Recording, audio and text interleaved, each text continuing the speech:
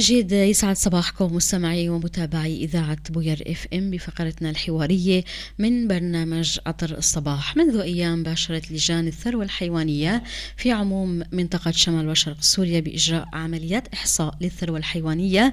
للحديث حول هذه الخطوة وأهميتها معنا الأستاذ أحمد الدهام الرئيس المشترك لمكتب الثروة الحيوانية في شمال وشرق سوريا عبر الهاتف. يسعد صباحك أستاذ أحمد. صباحكم مستع، صباح جميع المستمعين. نعم، جزيل الشكر لانضمامك للحديث حول هذه الخطوة الهامة، إجراء إحصاء للثروة الحيوانية في شمال وشرق سوريا. بداية، كيف تم التحضير لهذه الخطوة وما الهدف من إجراء إحصاء للثروة الحيوانية؟ بالتأكيد تم اتخاذ قرار من قبل مجلس الاقتصاد والزراعة لشمال وشرق سوريا بإجراء إحصاء شامل للثروة الحيوانية في كافة مقاطعات إقليم شمال وشرق سوريا، حيث تم الوقوف على التجهيزات الضرورية واللازمة للبدء بالعملية الإحصائية من تشكيل لجان الإحصاء الفرعية ولجان الإحصاء والمتابعة في المقاطعات، بالإضافة إلى تأمين كافة اللوجستيات الضرورية للعملية الإحصائية. وأيضا تم تجهيز برنامج إلكتروني حيث سيتم يتم إضافة البيانات عليه بشكل مباشر أثناء الإحصاء لدى المربين. وقد قامت لجنة الزراعة والثروة الحيوانية في شمال وشرق سوريا دورة تدريبية للعناصر المكلفين بإدخال البيانات لرفع سوية العاملين وتجنب الوقوع بأخطاء والحصول على دقة بالمعلومات المدخلة على المنصة. نعم، إذن الإحصاء يتم بشكل إلكتروني، رقمنة أعداد المواشي والحيوانات في المنطقة من خلال برنامج معد مسبقا تم تجهيزه وتدريب العاملين عليه. ما هي عدد اللجان المشكلة في المقاطعة؟ تحدثت عن لجان فرعية وتحدثت عن لجان متابعة، كيف تم تشكيل كل لجنة من هذه اللجان؟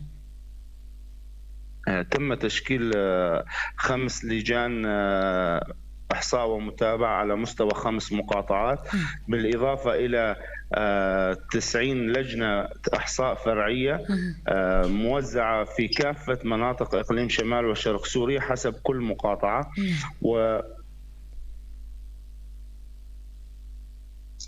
نعم، أستاذ أحمد عم تسمعنا؟ ايه تفضل. نعم. عم اسمع. في النقطة الأخرى سألت الهدف من إجراء إحصاء للثروة الحيوانية في شمال وشرق سوريا.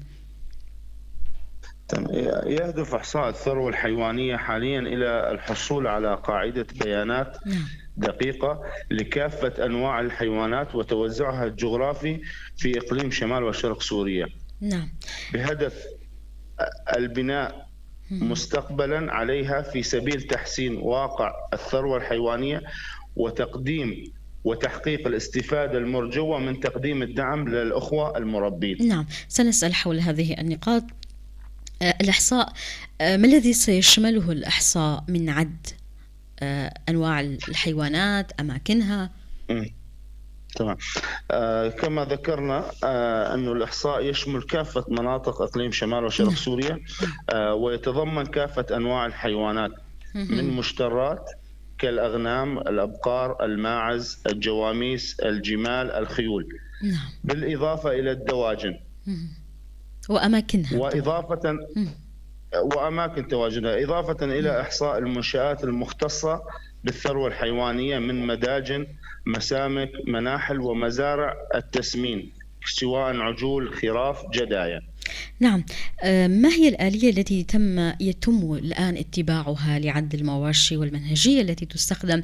أشرت لبرنامج يتم استخدامه لعد ورقمنة أعداد المواشي. يتم الإحصاء عن طريق بخ الحيوانات المحصاة باستخدام بخاخات دهان على الرأس بالنسبة للحيوانات الصغيرة وعلى الكتف الأيمن بالنسبة للحيوانات الكبيرة، بالإضافة إلى وجود استمارات ورقية يتم تسجيل الحيوانات وبعدها يتم رفعها إلى البرنامج الإلكتروني. نعم، أستاذ أحمد، منذ 27 من هذا الشهر باشرت تلك اللجان بعملية الإحصاء.